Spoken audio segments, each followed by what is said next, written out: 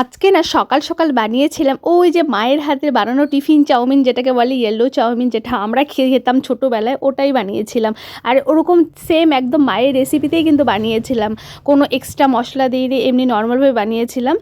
তো ভাবলাম আজকে অভিকে টিফিনে দিয়ে দিই, আর আমরাও সকালে আজকে ব্রেকফাস্টে এটাই করব। তো তার জন্য কিন্তু যে সকালে বানিয়ে নিলাম। যাক, তোমাদেরকে সত্যি কথাটা বলেই দিই, আজকে সকাল সকাল এই চাউমিনটা কেন বানালাম।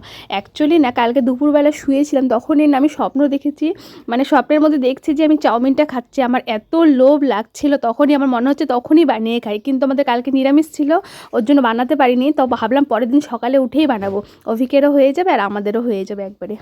তো দেখো, তোমাদের সাথে গল্প করতে করতে কিন্তু আমার চাউমিনটা একদম রেডি হয়ে গেল। এখন অভিকেটটা আগে উঠিয়ে নেবো, কারণ ওটা ঠান্ডা করে তারপরে টিফিন বক্সে আমি প্যাক করতে হবে।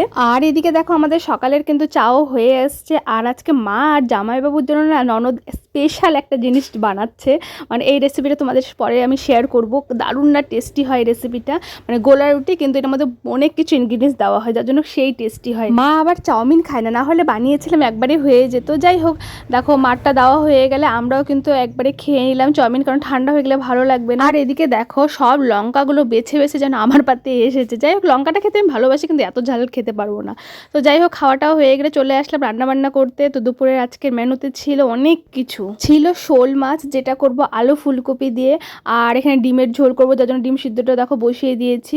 আর এখানে মাছের মাথা দিয়ে চাল কুমড়া দিয়ে ঘন্ট করবো। আর এই যে যেটা দেখতে পাচ্ছ, সেটা বানাচ্ছি আমার জামাইবাবুর আবদারে। সে বলেছে কাঁচা টমেটো, পেঁয়াজ, রসুন এগুলোকে ভালো করে তেলে নেড়ে ওটাকে ভর্তা বানাতে, ওটা দিয়ে আজকে ভাত খাবে। তো সে মতো বানিয়েছিলাম, আর সত্যি দারুণ টেস্টি লাগছিল কিন্তু ভর্তাটা। আর এখানে দেখো করছি একদম মাংসের মতো সয়াবিন কষা। আর এখানে মা সকালে পুজো দিয়ে রেখেছে, দেখো সবার জন্য একটা করে লাড্ডু। আর লাড্ডুটা খেতে না ভীষণ ভালো লাগে, আমার মিষ্টিটা ভালো লাগে না, কিন্তু লাড্ডুটা খেতে ভীষণ ভালো লাগে। তো প্রথমে আমি একটা ননদকে খাইয়ে দিলাম, ও খাবে না বলছে, মুখটা এখন ভালো লাগছে না, তো জোর করে খাইয়ে দিলাম, আর আমি একটা খেয়ে নিলাম। তো চলো, ব্লগটা এখানে শেষ করছি, দেখা হচ্ছে তোমাদের সাথে আবার নেক্সট ব্লগে। বাই।